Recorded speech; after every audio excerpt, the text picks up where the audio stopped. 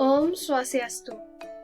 Halo teman-teman semua, kembali lagi bersama saya Ida Ayu Ketut Umi Kartika Dewi Manuabe dengan NIM 21130410119 dari Program Studi Pendidikan Biologi.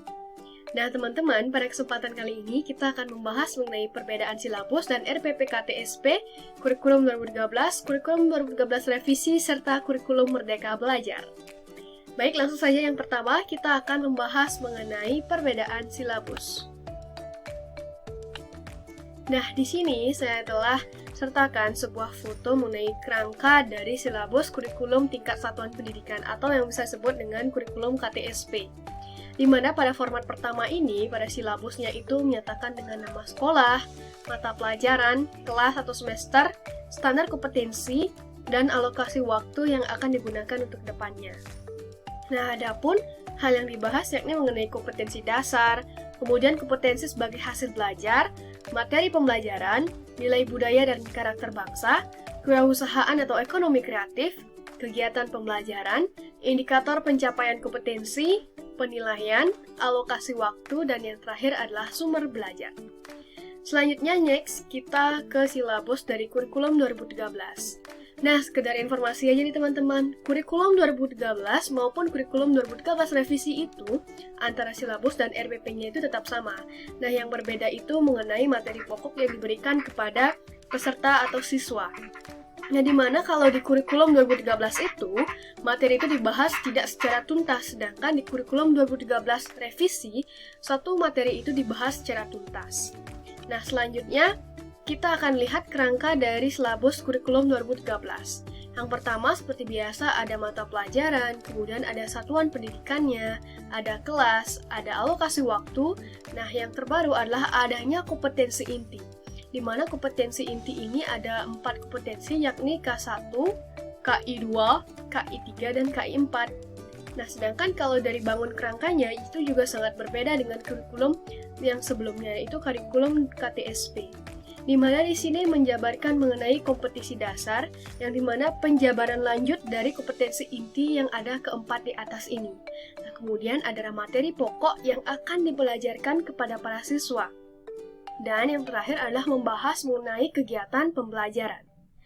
Nah, selanjutnya kita akan melihat ke kurikulum Merdeka Belajar. Nah, kurikulum Merdeka Belajar ini ada dua ya teman-teman, yakni kurikulum Merdeka Belajar yang diciptakan secara darurat dan ada juga kurikulum Merdeka Belajar yang terbaru disusun oleh Menteri Nadiem Makarim. Nah, di mana pada kurikulum Merdeka Belajar ini terjadi penyederhanaan baik itu dari kerangka silabus maupun RPP yang akan digunakan. Nah, contoh silabusnya itu adalah tematik dari kelas 5 SD, di mana di sini membahas mengenai mata pelajaran yang diberikan kepada peserta didik, kemudian elemen-elemen di dalamnya seperti menyimak, membaca dan memirsa, berbicara dan mempresentasikan, menulis, dan lain sebagainya. Nah, kemudian ada alur tujuan pembelajaran, ada materi, ada kegiatan pembelajaran, ada penilaian, dan ada sumber belajar. Nah, berikutnya kita lanjut ke materi RPP, yakni Rancangan Pelaksanaan Pembelajaran.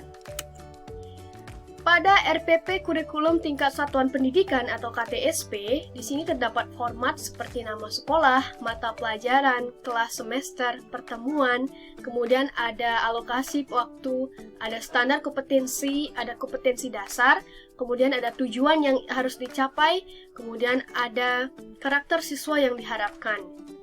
Nah, selanjutnya kita menuju ke isi atau kerangka dari kurikulum tingkat satuan pendidikan tersebut. Yang pertama itu ada indikator pencapaian. Nah, kemudian ada materi ajar, ada metode pembelajaran yang dapat mencakup strategi pembelajaran. Kemudian ada langkah-langkah pembelajaran yang terdiri dari kegiatan awal, kegiatan inti yang menekankan pada eksplorasi, elaborasi, dan konfirmasi dari peserta didik, dan yang terakhir adalah kegiatan akhir. Nah, kemudian ada alat, bahan, dan sumber belajar yang akan digunakan dan diberikan kepada siswa, dan yang terakhir adalah penilaian. Selanjutnya, kita bergerak ke kurikulum 2013. Nah, ini kurikulum 2013 yang lama dan juga yang revisi itu kerangka formatnya masih sama, di mana ada nama sekolah, ada kelas semester, ada peminatan, ada mata pelajaran, ada materi, ada alokasi waktu. Selanjutnya kita lihat kerangka dan isinya. Yang pertama itu ada kompetensi dasar atau dasar pengetahuan dan dasar keterampilan. Kemudian ada membagi materi berdasarkan pertemuan, yakni yang pertama ada tujuan pembelajaran, ada materi pembelajaran, ada media pembelajaran, ada metode pembelajaran, dan yang kelima ada langkah-langkah pembelajaran. Langkah-langkah pembelajaran ini terdiri dari 3 kegiatan, yakni kegiatan awal, kegiatan inti yang menekankan pada literasi dan kemampuan 4C, dan kegiatan penutup. Dan yang terakhir adalah penilaian dan hasil pembelajaran. Namun penilaian dan hasil pembelajaran pada kerangka dan isi kurikulum 2013 ini mengarahkan pada ranah kognitif, afektif, dan juga psikomotorik. Nah, selanjutnya yang terakhir adalah kurikulum merdeka. Nah, ini saya sudah cantumkan langsung. Jadi RPP dari kurikulum merdeka ini sangat sederhana dan hanya terdiri 1 lampiran saja.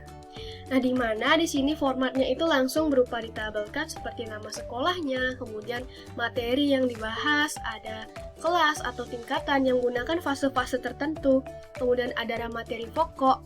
Nah, kemudian di sini karena ini kurikulum darurat penyederhanaan masa belajar di rumah yaitu dengan daring, jadi di sini masih menggunakan kompetensi dasar. Nah, kemudian di kurikulum Merdeka Belajar yang baru ini tidak menggunakan kompetensi dasar melainkan menggunakan capaian pembelajaran. Nah, kemudian di sini ada tujuan pembelajaran, di sini ada model pembelajaran, ada materi esensi, kemudian ada kegiatan pembelajaran jarak jauh yang terdiri dari 3 kegiatan, yakni pendahuluan, kegiatan inti, kemudian penutup. Dan yang terakhir adalah penilaian jarak jauh. Nah, kemudian di sini juga tidak lupa dicantumkan mengenai media atau sumber belajar yang dapat diakses oleh peserta didik dan digunakan dalam pembelajaran ketika sedang berlangsung. Nah, teman-teman, pada penyederhanaan materi masa belajar di rumah ini, itu Menteri Nadiem Makarim memberikan pilihan kepada masing-masing sekolah apakah tetap menggunakan kurikulum 2013 atau penyederhanaan masa belajar di rumah. Nah, adapun bulan Juni nantinya, di bulan Juni 2022 mendatang, diharapkan semua sekolah di Indonesia itu sudah mengimplementasikan dari kurikulum Merdeka Belajar ini. Nah, adapun nantinya di sini kompetisi dasar ini sudah akan berubah menjadi capaian pembelajaran dan pada RPP Merdeka Belajar ini menggunakan fase-fase tertentu di mana fase-fase ini merupakan tingkatan dari peserta didik. Misalnya dari fase A, B dan juga sampai dengan fase F. Nah, selanjutnya di mana sih letak perbedaan umum antara silabus dan RPP dari kurikulum tingkat satuan pendidikan, kurikulum 2013, kurikulum 2013 revisi, dan kurikulum Merdeka Belajar ini? Nah, yang pertama, itu dipastikan bahwa semua dari silabus dikembangkan secara mandiri oleh kelompok di bawah koordinasi Dinas Pendidikan setempat. Ini untuk yang kurikulum tingkat satuan pendidikan.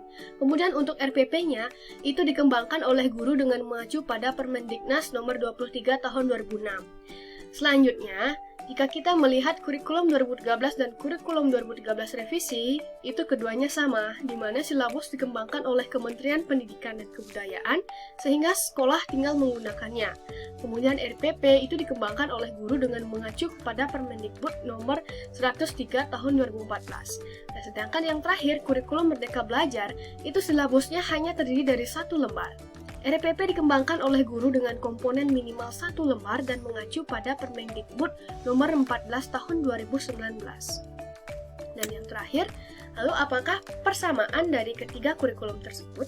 Nah, persamaannya itu yang pertama sama-sama dirancang oleh Depdiknas, kemudian bertujuan untuk memberikan gambaran pembelajaran, kemudian menggunakan pendekatan yang sama, yakni student center. Student center berarti mahasiswa atau pembelajar atau siswa atau peserta didik yang akan mencari ilmu, bukan guru yang akan memberikan ilmu. Nah, selanjutnya yaitu sama-sama mengandung tujuan pembelajaran, media, metode, dan langkah-langkah dalam pembelajaran, alokasi waktu, dan sasaran pembelajaran yang telah saya tampilkan tadi di awal presentasi ini. Nah, kemudian yang terakhir ada langkah pembelajaran itu masih terdiri dari 3 kegiatan, yakni kegiatan awal, kegiatan inti, dan kegiatan akhir atau penutup. Nah, teman-teman, Sekian materi presentasi saya mengenai perbedaan kurikulum KTSP, kurikulum 2013 maupun kurikulum 2013 revisi serta kurikulum Merdeka Belajar. Nah, saya mohon maaf jika terdapat kesalahan kata maupun kesalahan yang terdapat dalam materi saya. Dan jika teman-teman memiliki saran, masukan, kritik, dan lainnya, sangat dipersilakan. Dan saya mohon undur diri dan saya akhiri dengan Parama Santi. Om Santi, Santi, Santi.